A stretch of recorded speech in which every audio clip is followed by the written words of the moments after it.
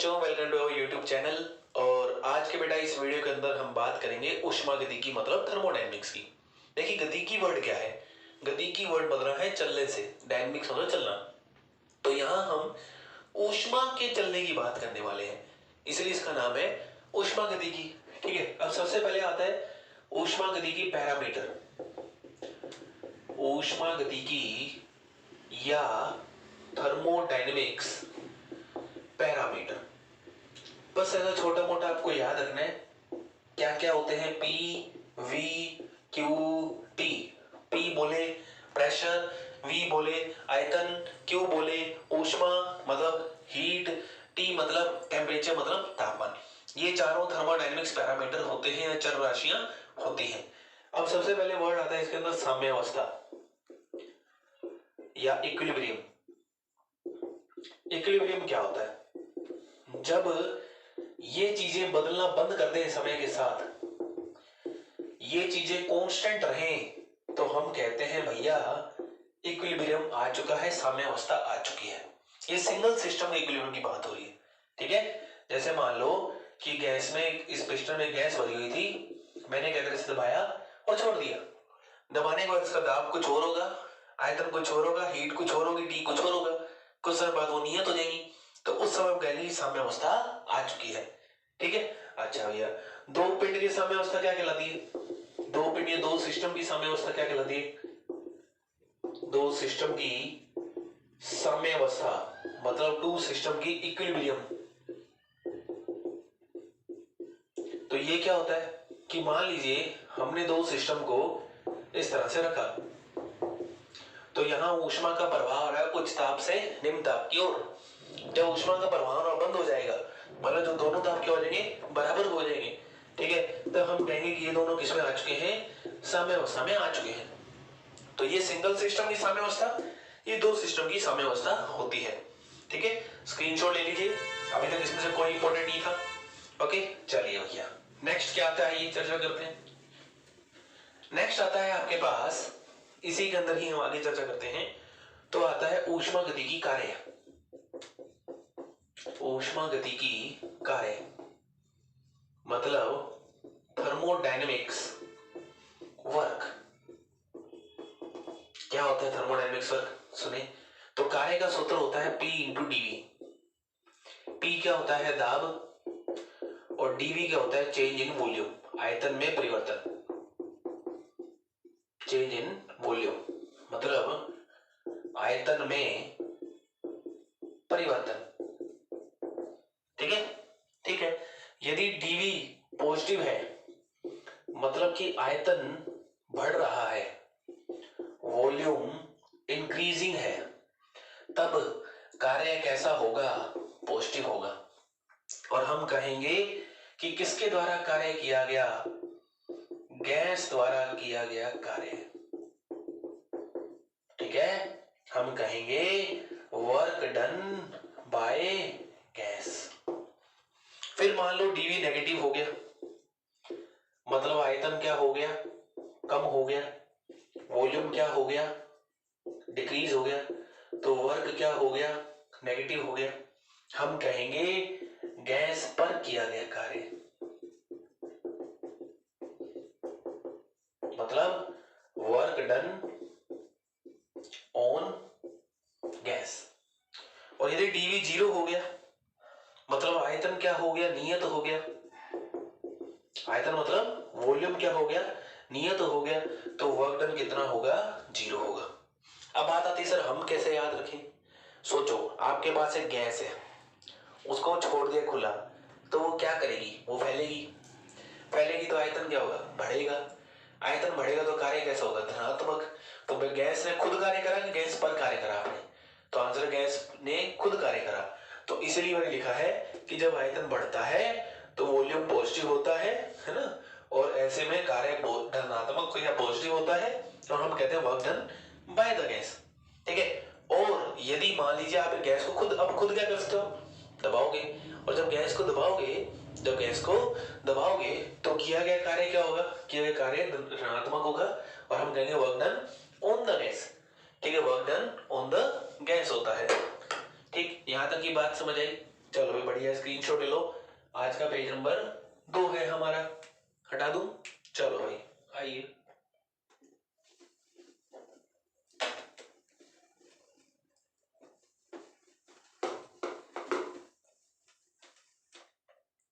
चलिए अब वो देखिए क्या आता है। नेक्स्ट क्या आता है? नेक्स्ट आता है कुछ छोटे मोटे ग्राफ। अच्छा नोट क्या? नोट ये कि P व V के मध्य जो ग्राफ होगा उसका जो एरिया होगा वो कार्य या वर्क को बताएगा। The area of PV graph denotes the work done. ठीक है, ठीक है भैया। देखो जैसे मान लो ये V यहां है, P यहां है, और यहां A से B मैंने एक ग्राफ बनाया, A से B मैंने एक ग्राफ बनाया, तो कार्य धनात्मक होगा या ऋणात्मक होगा, तो इस बारे में चर्चा करते हैं। कार्य धनात्मक होगा या फिर ऋणात्मक होगा, इस बारे में चर्चा करते हैं। सो देखिए क्या होगा कि हम A से B आ रहे हैं, आपको इस एरो को देखना है। तो A से B आने पर आयतन बढ़ रहा है घट रहा है, वॉल्यूम इंक्रीजिंग और डिक्रीजिंग? आंसर है इंक्रीजिंग। इंक्रीजिंग का तो कार्य क्या होगा? धनात्मक होगा। फिर बनाता हूं,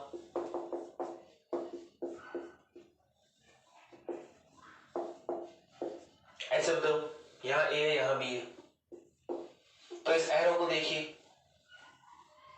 क्या हो रहा है। एरो को देखिए, एरो को, आयतन घट रहा है, आयतन घट रहा है तो कार्य क्या होगा? ऋणात्मक होगा।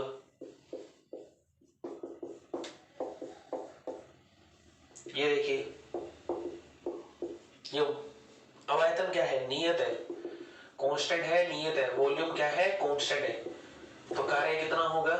0 होगा। फिर नेक्स्ट आते हैं साइक्लिक प्रोसेस। नेक्स्ट क्या आता है? साइक्लिक प्रोसेस, चक्रीय प्रक्रम। A से B पे गए, B से A पर गए, ठीक है। तो चक्रीय प्रक्रम में आंतरिक ऊर्जा में परिवर्तन कितना होता है?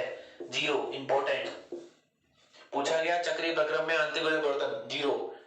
ताप में परिवर्तन, चेंज इन टेम्परेचर 0, मतलब टेम्परेचर क्या रहता है? नियत रहता है। यदि क्लॉकवाइज चक्कर है, घड़ी की दिशा में चक्कर है, क्लॉकवाइज साइकिल है, तब कार्य क्या होगा? धनात्मक होगा। वर्क कैसा होगा? धनात्मक होगा। और यदि एंटी क्लॉकवाइज साइकिल है, एंटी क्लॉकवाइज साइकिल है, तब कार्य क्या होगा? नेगेटिव होगा। वर्क डन कैसा होगा? नेगेटिव होगा। समझ आई कहानी? आयतन बढ़े तो ये देखो ग्राफ है, ध्यान रखना है। साइक्लिक प्रोसेस में कार्य धनात्मक क्लॉकवाइज वाले में, एंटी क्लॉकवाइज में नेगेटिव होता है, ठीक है। तापमान में परिवर्तन 0 होता है। छोटी मोटी चीजें आपको याद होनी चाहिए। स्क्रीनशॉट ले लो भैया, पेज नंबर 3 है आज का, ठीक है। हटा दूं? हटा दो सर। और देखो नेक्स्ट,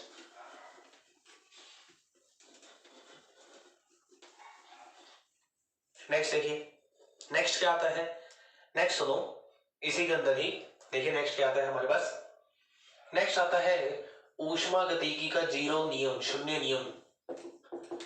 ऊष्मा गतिकी का 0 नियम, 0th law of thermodynamics.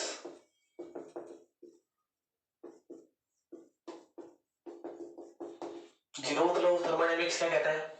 Zeroth law of thermodynamics maths का नियम है। ये मान लो ये ऊष्मा के प्रवाह की दिशा बताता है। छोटी छोटी चीजें जो आपको याद रखनी है, न्यूमेरिकल बहुत कम आएंगे, ठीक है। क्या बताता है हमें? फ्लो ऑफ हीट के बारे में बताता है।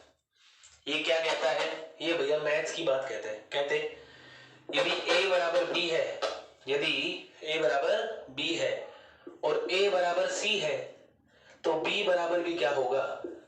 C होगा। क्या मतलब है? यदि मान लीजिए दो सिस्टम है, यहां पर ये सिस्टम A है, ये सिस्टम A है, ये सिस्टम B है और ये सिस्टम C है। A और B आपस में किसमें है? साम्य अवस्था में। A और B आपस में किसमें है? साम्य अवस्था में। A और C भी आपस में किसमें है? साम्य अवस्था में, मतलब इक्विलिब्रियम में। तो B और C भी आपस में किसमें होंगे? साम्य अवस्था में होंगे। A बराबर B, A बराबर C, तो B बराबर C होगा, ठीक है। इतना सही याद रखना, और इसके अलावा कुछ भी इससे पूछा नहीं जाता। नेक्स्ट आता है ऊष्मागतिकी का फर्स्ट रूल। ऊष्मागतिकी का first rule, first law of thermodynamics, first law of thermodynamics, ऊष्मागतिकी का प्रथम नियम। क्या कहता है ये नियम? सुने, ये नियम कहता है कि यदि आप ऊष्मा दोगे डेल क्यू तो वो del U plus del W में बढ़ जाएगी। मजा नहीं आया, समझ नहीं आया सर से एक बार फिर समझाओ। सुनो, मान लो कि यहां बर्फ पड़ी है, ठीक है, और मैं इसे गर्म कर रहा हूं, गर्म कर रहा हूं, और यहां पर क्या है, एक पंखा लगा हुआ है। गर्म करूंगा तो सबसे पहले बर्फ क्या बनेगी? पानी। पानी से क्या बनेगी? भाप, मतलब स्टीम। स्टीम ऊपर उठेगी, ऊपर उठ के पंखे को चलाएगी। पंखा चलना मतलब कार्य होना, ठीक है, और बर्फ पिघलना मतलब आंतरिक ऊर्जा में परिवर्तन होना। तो जो दी गई ऊष्मा है वो क्या क्या कर रही है? वो आंतरिक ऊर्जा में परिवर्तन कर रही है, प्लस क्या कर रही है?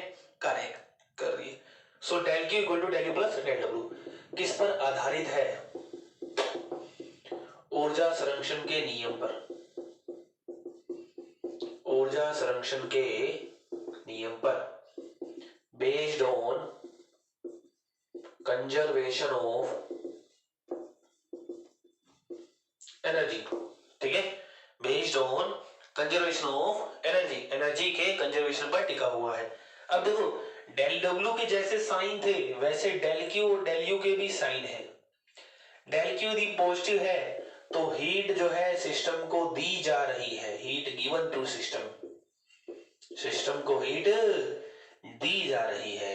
यदि डेल क्यू नेगेटिव है तो heat taken to system, system से हीट ली जा रही है। हीट देना और हीट लेना। डेल यू कब पॉजिटिव होगा? जब तापमान या टेम्परेचर बढ़ रहा होगा। डेल यू कब नेगेटिव होगा?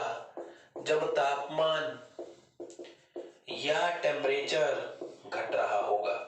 ध्यान रखें, सारे सिंबल न्यूमेरिकल्स में दिक्कत करते हैं, ठीक है। मैं बोला किसी को कार्य धनात्मक हो गया, ठीक है, जैसे एक बार पहले बताता हूं, पहले इसको ध्यान से देखो। डेल क्यू बराबर del U plus del W. Del Q positive कब होगा? जब ऊष्मा दी जाएगी। डेल क्यू नेगेटिव कब होगा? जब ऊष्मा ली जाएगी। डेल यू धनात्मक कब होगा? जब टेम्परेचर बढ़ेगा, इंक्रीज होगा। डेल यू ऋणात्मक कब होगा? जब टेम्परेचर घटेगा, डिक्रीज होगा। डेल डब्ल्यू क्या होगा? जीरो या दो ही है, उसका धनात्मक ऋणात्मक का साइन आपको पहले ही बता चुका हूं, ठीक है। स्क्रीनशॉट ले लो। आज का पेज नंबर कितना है भैया? 4 है, ठीक है। हटा दो सर।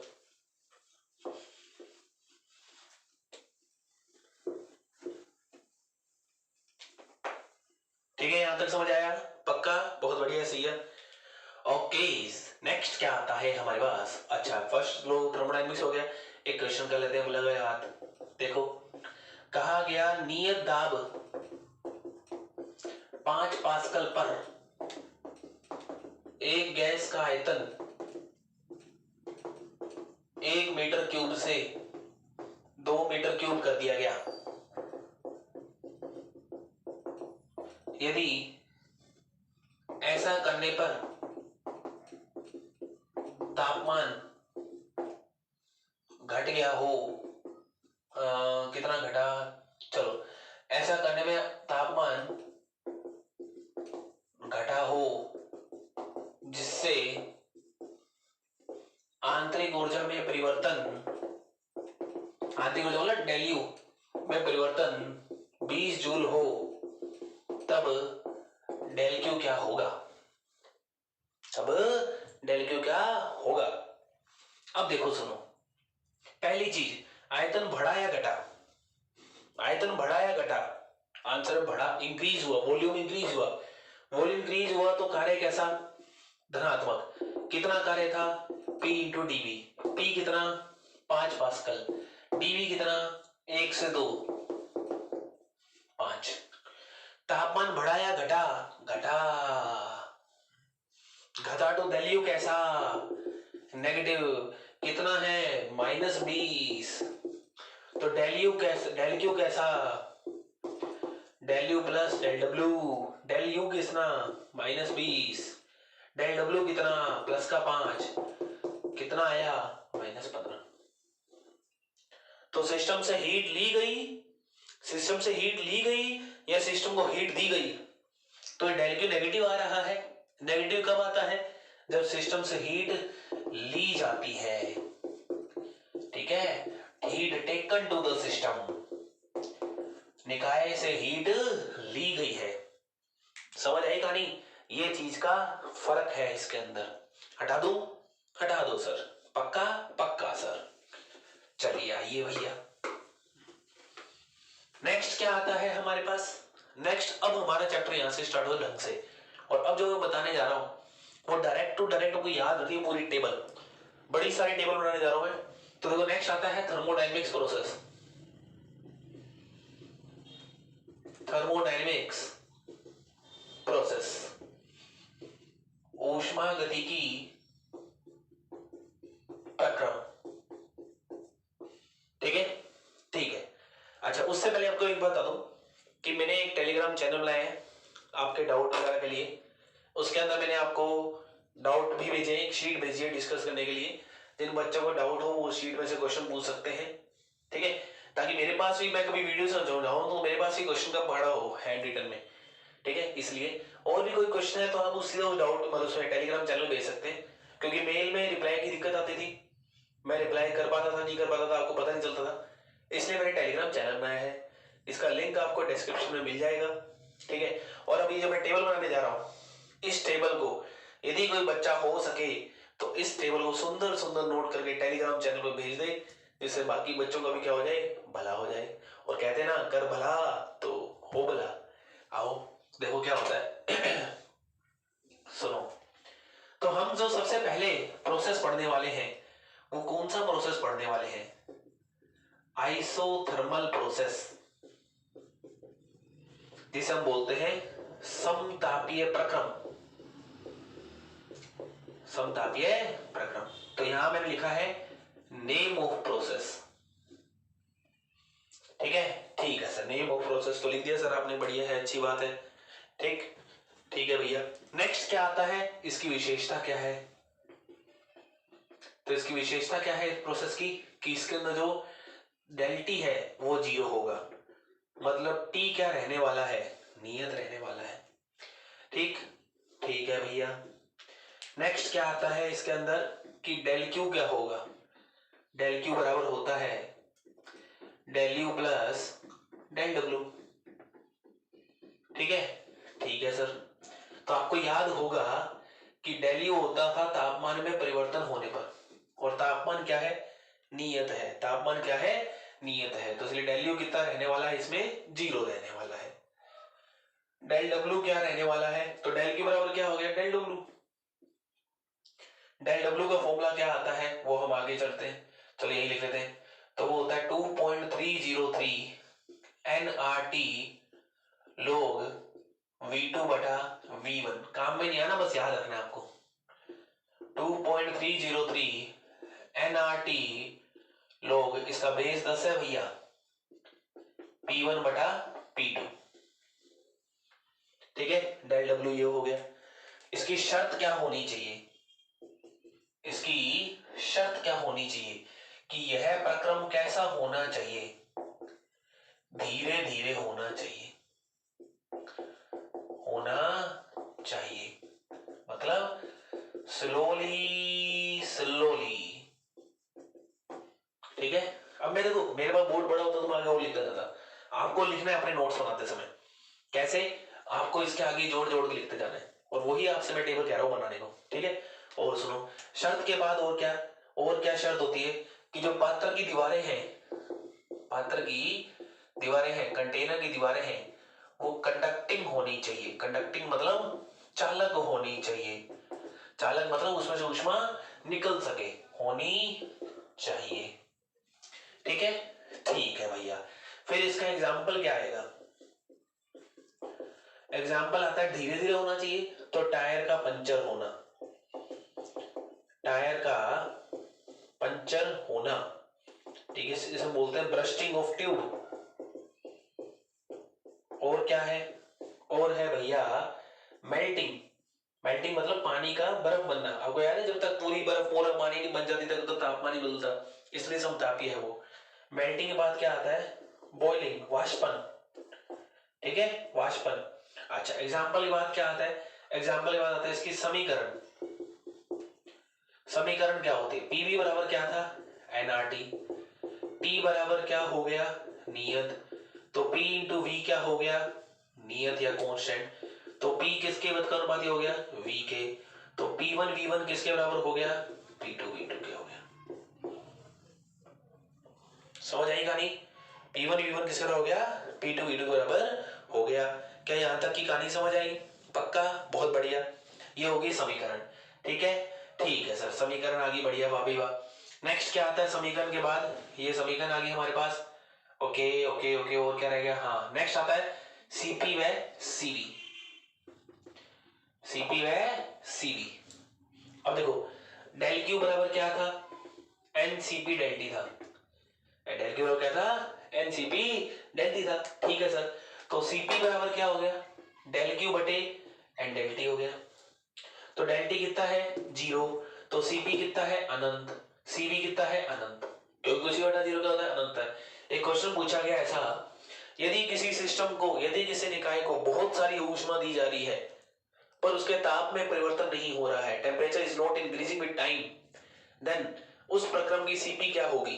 तो आंसर है उस प्रक्रम की सीपी अनंत होगी, क्योंकि वो समतापी प्रक्रम है, because temperature is not changing with time. Okay, ठीक है भैया। पीवी ग्राफ का ढाल क्या होगा? पीवी ग्राफ का ढाल तो होता है डेल पी बटा डेल वी बराबर माइनस का पी बटा वी। ये सारा आपको याद होना चाहिए। ठीक है, ये सारा आपको याद होना चाहिए। ये पूरी एक बार अच्छे से देख लो। आज का पेज नंबर क्या है हमारा? ये 5 है। यही टेबल इसी सीक्वेंस में आगे चलती रहेगी। अच्छा, एक बात और सुनो, ये समीकरण किस नियम पे आधारित है? याद करो भैया, ब्लूटूथ, चुलबुल पांडे, गांव वाली। तो ब्लूटूथ, ब्लूटूथ मतलब बॉयल के नियम में तापमान नियत, टेम्परेचर कांस्टेंट। तो ये किस पर आधारित है? बॉयल्स लॉ पर आधारित है। याद होना चाहिए। पूछा था समतापीय प्रक्रम की, समतापीय प्रक्रम की जो समीकरण है वो किस पर आधारित है? भैया बॉयल के नियम पर आधारित है। तो एक स्क्रीनशॉट ले लीजिए। ठीक है, एक स्क्रीनशॉट ले लीजिए। ओके, चलो आगे बात करते हैं। हाँ बच्चा वाडी, अब आओ, नेक्स्ट आता है कौन सा प्रक्रम? नेक्स्ट आता है एडियाबेटिक प्रक्रम। एडियाबेटिक प्रोसेस, बोले तो क्या? रुद्धोष्म प्रक्रम नाम है भैया, रुद्धोष्म प्रक्रम। क्या विशेषता है? कि डेल क्यू बराबर 0। डेल क्यू बराबर 0। तो डेल क्यू 0 हो गया, तो डेल यू किसके बराबर हो गया? माइनस डेल डब्ल्यू के बराबर हो गया। डेल यू कितना? वो तो माइनस डेल डब्ल्यू बराबर है ही, है ना? वो तो अपने चर्चा कर ही लेगी। डेल क्यू 0 है, यहाँ पे डेल क्यू 0 कर देता हूं मैं। सो डेल यू किसके बराबर है? माइनस डेल डब्ल्यू के बराबर है। ठीक है, ये किसके बराबर होता है? N R T two minus T one upon gamma minus 1, इसके बराबर होता है ये ताप। ठीक है, सॉरी ताप क्या? कार्य। ओके, बढ़िया, बहुत बढ़िया। शर्त क्या होती है? कि यह प्रक्रम तेज होना चाहिए ताकि ऊष्मा को ट्रांसफर होने का समय ना मिले। फास्ट प्रोसेस होना चाहिए। यदि फास्ट होना चाहिए, यदि ये प्रोसेस फास्ट होना चाहिए, तो एक बात सोचिए, एक बात सोचिए कि पात्र की दीवारें कैसे होनी चाहिए? वॉल ऑफ कंटेनर कैसे होनी चाहिए? सोचो, वॉल ऑफ कंटेनर कैसी होनी चाहिए? तो वॉल ऑफ कंटेनर होनी चाहिए नॉन कंडक्टिंग। नॉन कंडक्टिंग मतलब कि कैसे पर होनी चाहिए? चालक होनी चाहिए। इंग्लिश में बोलते हैं एडियाबेटिक वॉल होनी चाहिए। ठीक है, एग्जाम्पल क्या है? टायर का फटना, ठीक है, ब्लास्टिंग ऑफ ट्यूब। नेक्स्ट क्या आता है? नेक्स्ट क्या आता है? Propagation of sound wave in air.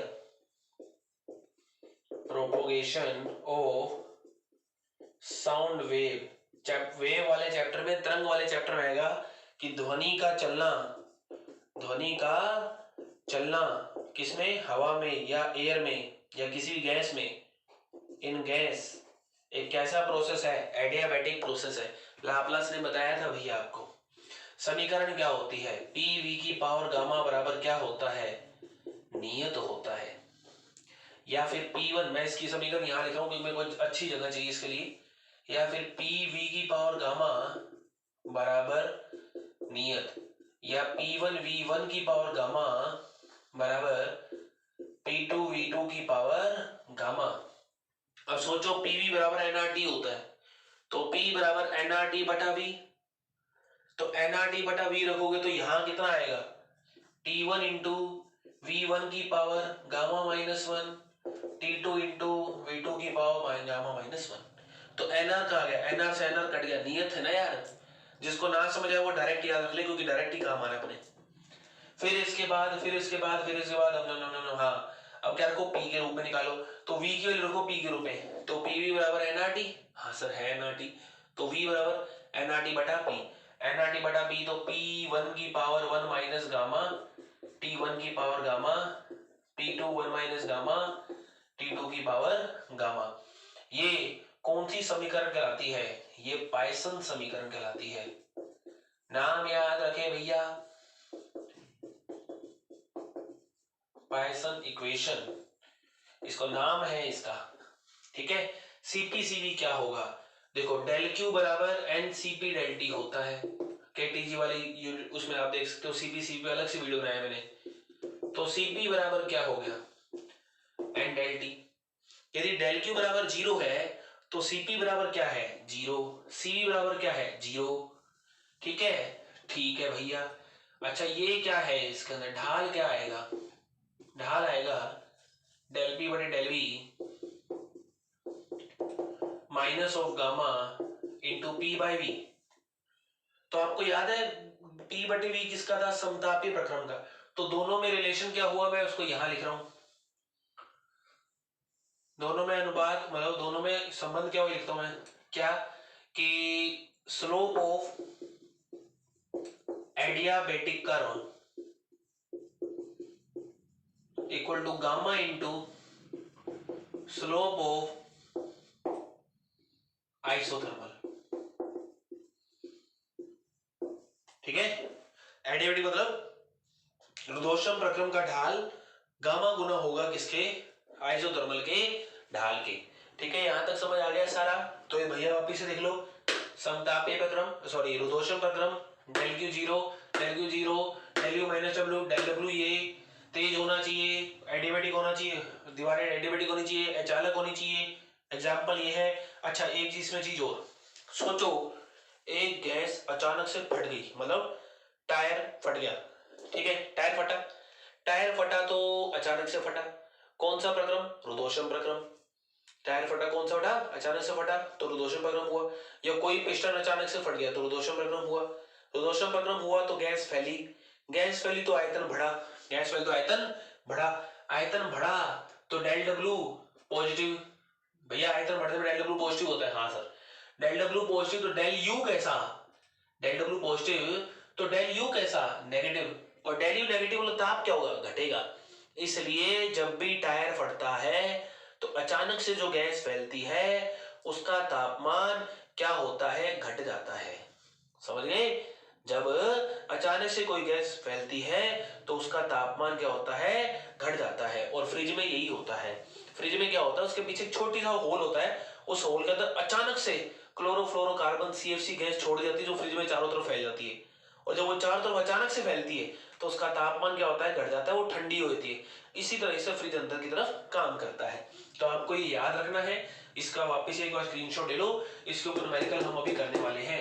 ठीक है, हटा दूं। अच्छा गामा क्या होता है, गामा क्या होता है, गामा होता है 1 + 2/f। f याद है ना, स्वतंत्रता की कोटि। मोनोएटॉमिक कितना होता है, 3। मोनोएटॉमिक मतलब एकल परमाणु, द्विपरमाणु कितना होता है, 5। द्विपरमाणु बोल तो डायटोमिक, H2N2O2। F कितना, 6 कितना, त्रिपरमाणु। ठीक है, ट्राइएटोमिक। तो स्क्रीनशॉट ले लीजिए, ले लिया, चलो भैया ओके।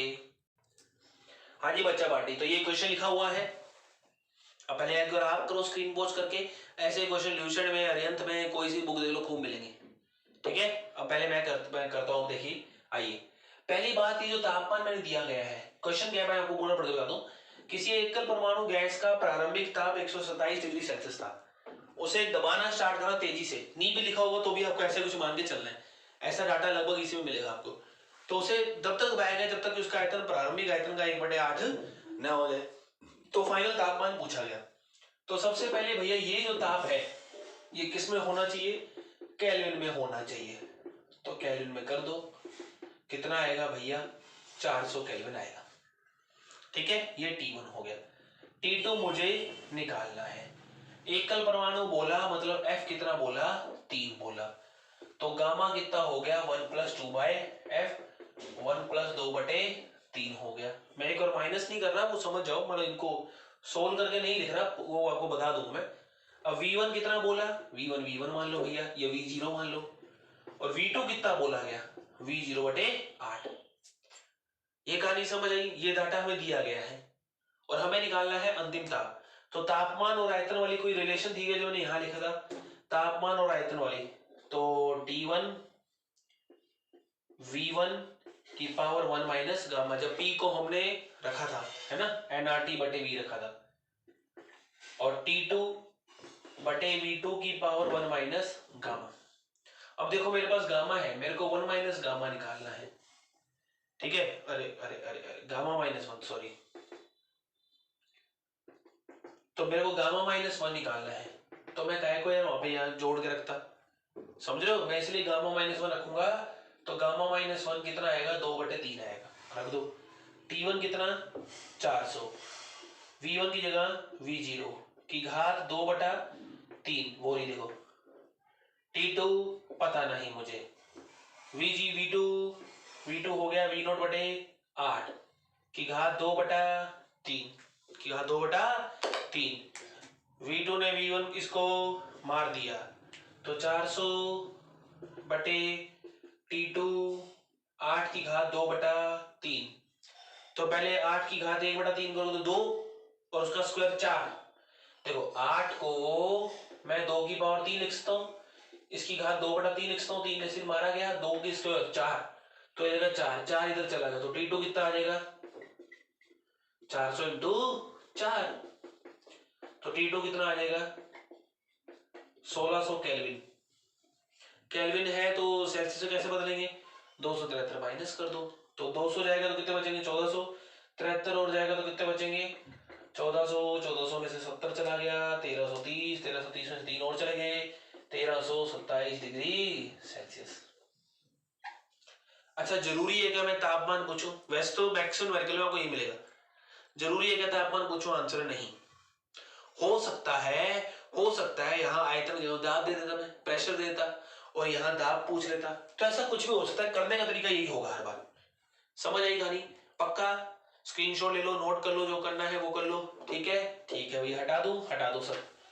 चलो भैया, अब एक छोटी सी आपको मैं बता देता हूँ ट्रिक, कि भैया ये ट्रिक याद रखना, पीटी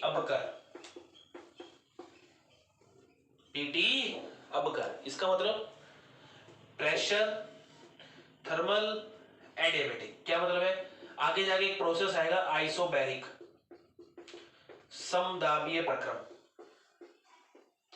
ये क्या है, समतापीय प्रक्रम, मतलब आइसोथर्मल।